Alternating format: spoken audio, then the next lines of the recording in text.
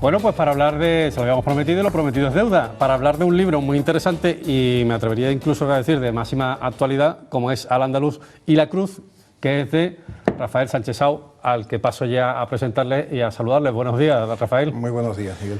Que Al-Ándalus y la Cruz, un libro que está escrito recientemente, pero probablemente más de actualidad no pueda estar en la temática, desgraciadamente. Pues sí, la verdad es que yo no hubiese querido que fuese tan de actualidad como los acontecimientos se han encargado de poner, ¿no? Pero bueno, sí es verdad que es un libro que tampoco ha sido escrito, pues digamos, a impulsos de la actualidad. Es un libro de historia que procede pues de una reflexión más amplia, más larga. Hace ya bastantes años que yo me vengo ocupando pues de este tipo de cuestiones, digamos, de las relaciones entre el mundo islámico y la cristiandad en la Edad Media.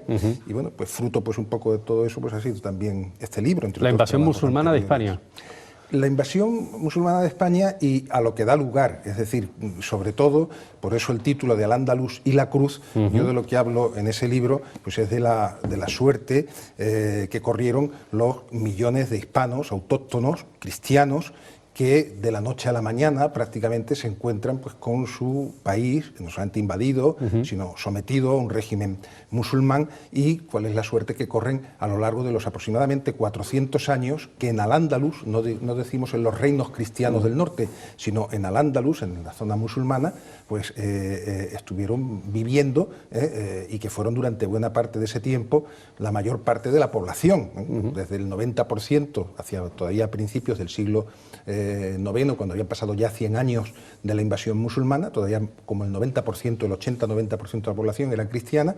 En la época del califato, hacia el 950, 250 años después de la conquista, todavía era más del 50% de la población, y poco a poco esa cristiandad, pues, digamos, va reduciéndose en efectivos, en vida interna, en capacidad, en todos los órdenes, hasta extinguirse a mediados del siglo XII, cuando aproximadamente quedaban pues unos 50 a 100 años pues, para la reconquista de Andalucía por parte de los cristianos, ahora sí del norte.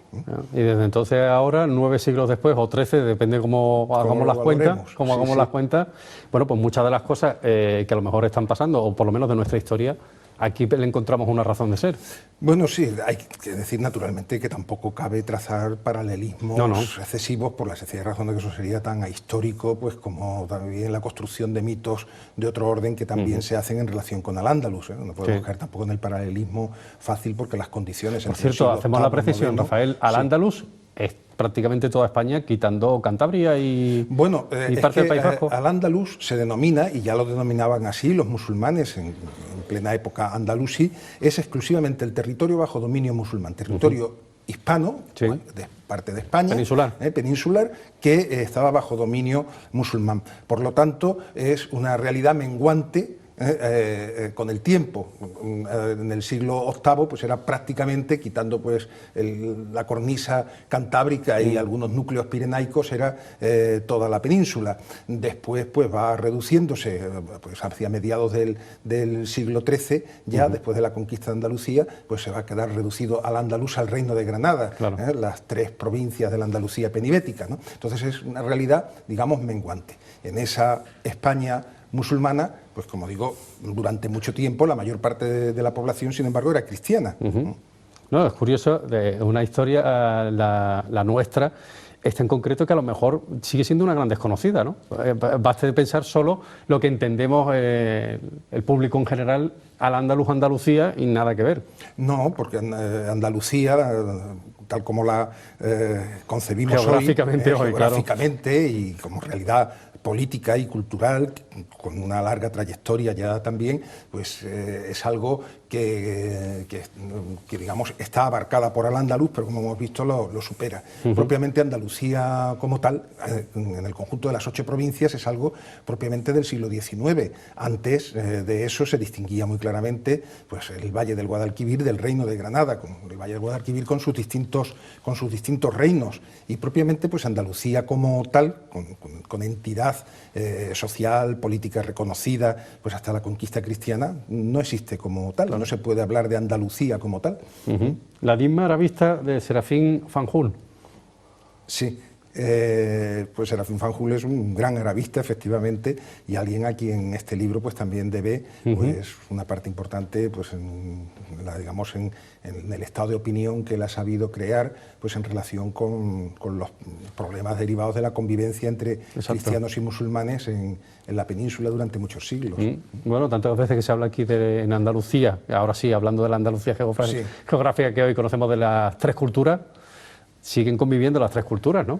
A pesar de todo, ¿no? Bueno, hoy hay probablemente un grado mayor de convivencia entre las distintas culturas en Occidente que en ningún otro periodo de la historia, claro, ¿no? Porque las sociedades occidentales, pues digamos, sí tienen el bagaje tanto cultural como político, ideológico, que permite esa convivencia, pues siempre en el respeto, naturalmente, del marco común de convivencia de todas ellas, ¿no? Pero eso, sin embargo, sí que hay que decir que no se ha podido aplicar nunca, ni en la época andalusí, en la que no había de ninguna manera pues esa posibilidad de verdadera convivencia entre las culturas, ni tampoco después aquello fue un sometimiento tras sometimiento, ¿no?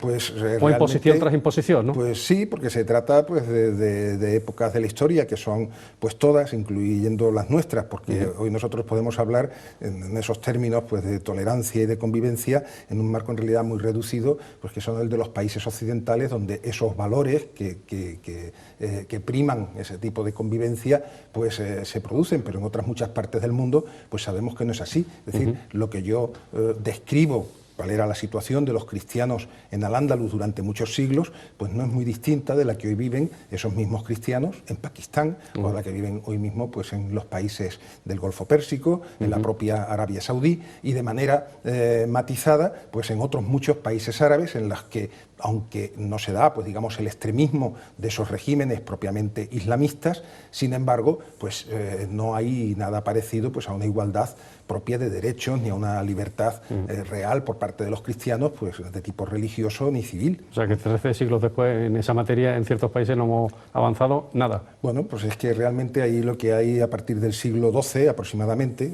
tan pronto como eso, pues es una divergencia en el comportamiento entre las sociedades cristianas occidentales y las sociedades islámicas. Estas quedan pues como un poco, pues podríamos decir, encapsuladas, ¿no? Y no se produce en ellas la evolución que sí que se produce, sin embargo, en Occidente, poco a poco, paulatinamente, y que tiene como elemento fundamental pues el reconocimiento de la libertad del otro, ¿no? Y eso ya, digamos que incluso desde muy pronto, por lo menos teóricamente en Occidente existe. Otra cosa es que se lleve a la práctica, a la vida social, a la vida política.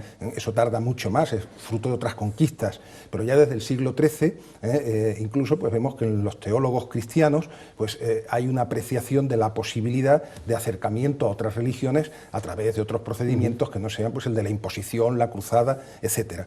Eso, sin embargo, desgraciadamente en el Islam no se llega a producir nunca, como propiamente, de manera pues digamos neta, no se ha producido ni siquiera hasta hoy, ¿no? Entonces, a partir de esa época sí que se produce esa divergencia. Antes de eso, pues digamos que el trato recíproco entre unos y otros pues no es muy distinto. Pero hay que tener en cuenta una cuestión muy importante, que yo la repito mucho, tanto en clase como circunstancias como esta, y es que el Islam surge en el siglo VII después de Cristo, surge en el siglo VII. ¿Qué significa eso? Inmediatamente tiene lugar una enorme expansión sobre territorios poblados por cristianos. Durante aproximadamente 300 años o más, o 350 años, no hay grupos de musulmanes dominados por poderes cristianos, pero sí hay millones de cristianos que viven bajo dominio musulmán. Todo el modelo de convivencia que se crea entre cristianos y musulmanes procede, por lo tanto, de la experiencia de 300 años de cristianos sometidos bajo dominio musulmán, porque antes no hay musulmanes bajo dominio cristiano. Hubiese sido totalmente inconcebible, tendríamos que trasladarlo incluso a nuestra época y costaría mucho imaginarlo, que sociedades que han vivido sometidas durante 300 y pico años a un poder que se ejercía de una manera a veces muy cruel y muy férrea, pues que una vez que han cambiado las tornas, pues aquí no ha pasado nada, ¿no? Es decir, la tendencia, digamos, natural históricamente es es que esas sociedades que han vivido dominadas, pues lo que hacen es trasladar las situaciones que habían estado viviendo anteriormente de sojuzgamiento a aquellos que antes los dominaban.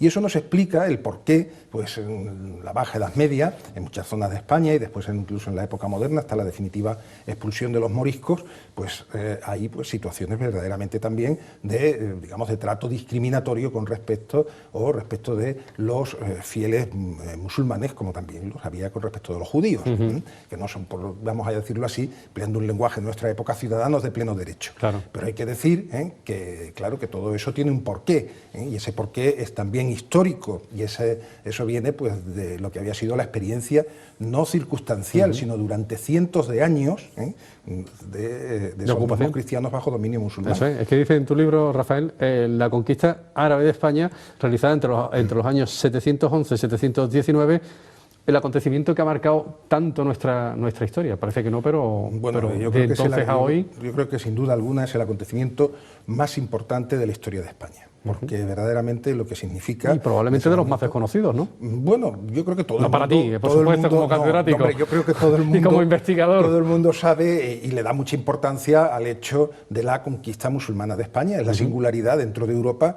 de España. Casi nos hemos recreado nosotros más en la reconquista que la invasión, ¿no? No, como es lógico. Yo creo que todo el mundo es muy consciente de la importancia de Al-Ándalus, de la importancia de la presencia de la civilización musulmana en la historia de España, etcétera. Entonces, durante muchos años, durante cerca de 7 siglos, pues ese es el elemento condicionante total de la historia de España. Pero después, de manera indirecta, pues hemos seguido viviendo siempre, de alguna forma, pues un poco bajo la sombra de esa presencia musulmana.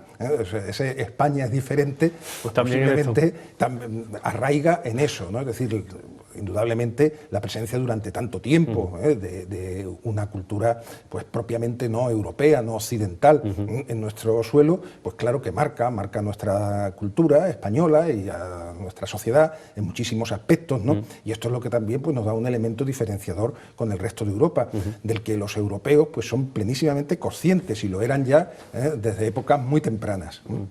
En este libro exactamente, ¿dónde nos quieres trasladar? ¿Y qué mensaje quieres trasladar en concreto, Rafael? Hombre, yo lo primero que quería era que se reflexionase en una época como la que vivimos, en la que hay muchas cristiandades bajo una terrible presión, las cristiandades orientales sobre todo, ¿no? Estoy hablando, pues, cristiandades, sabemos la suerte de los cristianos en Irak, la suerte de los cristianos en Egipto, de los coptos, la suerte de los cristianos en Siria. África algo, incluso también, en ¿no? África, en el norte de África, y pues para que nos demos cuenta que esto no nos es tan ajeno, que durante el larguísimo periodo de nuestra historia, a lo largo de 400 años, hemos tenido cristiandades en España, pues digamos, sometidas de una forma u otra, porque a lo largo de 400 años hubo de todo, como se puede uno imaginar, pero bueno, a situaciones bastante parecidas en algunos momentos, en muchos momentos, hasta la completa extinción de esas cristiandades, a lo que ahí se está viviendo. Y por lo tanto también lanzar un mensaje que no es que sea de advertencia en el sentido de alarma, ¿no? Pero sí de reflexión en torno a la necesidad de plantearnos muy seriamente pues, estos fenómenos de convivencia entre distintas culturas, porque la historia lo que nos dice es que son cosas muy complejas en las que hay que tener las ideas muy claras y en las que no valen ni los buenismos ni, pues en fin, el creer pues que... Los paños calientes. Ni los paños calientes, sobre todo creer que la realidad se tiene que plegar a los deseos de la gente, ¿no? Y que naturalmente pues esas civilizaciones, una vez que se encuentran, pues producen fricciones y que si no se está pues muy atento pues puede producir tremendos daños. Bueno, como decimos, del 711 a 2016, como estamos ahora mismo, hay cosas que a lo mejor conviene hoy recordar, como decía y planteaba. Nunca mejor que ahora, ¿no? Eso es lo que se pretende en parte con el libro, que con todo no se trata pues, de un ensayo, una reflexión, sino que se trata ante todo de un libro de historia en el que quiero hacer pues, el recorrido de esa cristiandad hispana, que además era la heredera, podríamos decir, de la cristiandad original, primitiva hispana. Desde los tiempos de la época romana, en la que comienzan las primeras comunidades cristianas, hasta estas comunidades de las que yo hablo, no hay ningún tipo de rupturas, se van sucediendo. Cuando se extinguen, pues es algo muy importante, del siglo XII ya, pues es algo, digamos, pues muy propio de la vida española, que también se extingue con ellos. Y hablando de un poco de todo y de la actualidad, tolerancia, bueno, pues parece que de igual a igual no está Occidente respecto al mundo musulmán, ¿no? Parece que tenemos un trato desigual, que era un poco lo que apuntaba anteriormente, el trato que se le dispensa a los cristianos en territorio evidente, ¿no? Y que no hay una gran insistencia sobre ello, porque todos somos conscientes de que por las circunstancias que sean, pues ni los gobiernos ni las sociedades occidentales pues reclaman reciprocidad a los gobiernos musulmanes y a las sociedades musulmanas para que a los cristianos que viven en esos territorios pues se les dé el mismo trato que aquí nos esforzamos naturalmente en darle a los grupos musulmanes que se instalan aquí, ¿no? A pesar de que sin duda alguna, de ninguna manera, esos grupos cristianos en esas sociedades musulmanas, pues digamos, presentan los conflictos que a veces, pues muy acusadamente, de convivencia y de otro orden, que presentan aquí los musulmanes, quizá también por el hecho de que se trata de una población de aluvión llegada masivamente en muy poco tiempo y por lo tanto con problemas de adaptación. Estas cristiandades orientales son incluso previas a los musulmanes, a la llegada de los musulmanes, estamos hablando y sin embargo, pues reciben un trato pues absolutamente impropio, ¿no?, de nuestro tiempo.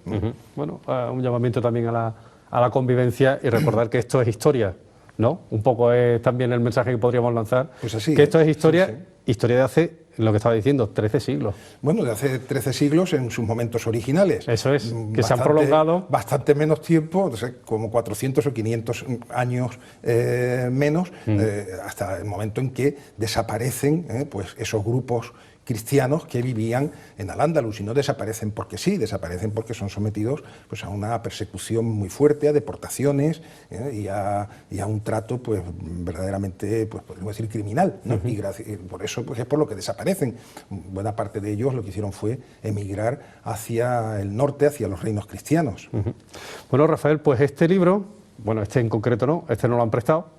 Este es de nuestro amigo Jaime Rocha, pero digo, esta obra tuya la presenta esta tarde-noche, sí, en el Casino Gaditano a partir de las 8 de la tarde, ¿no? Así es. Bueno, el que pueda asistir, que asista, y el que no, desde luego, bienvenido. Ya saben que Al-Ándalus y la Cruz, un libro muy recomendable, que de aquí ya le emplazamos a ustedes para que le echen un vistazo, porque es muy recomendable y muy de actualidad, para entender ciertas claves de la actualidad de nuestro tiempo, ¿no?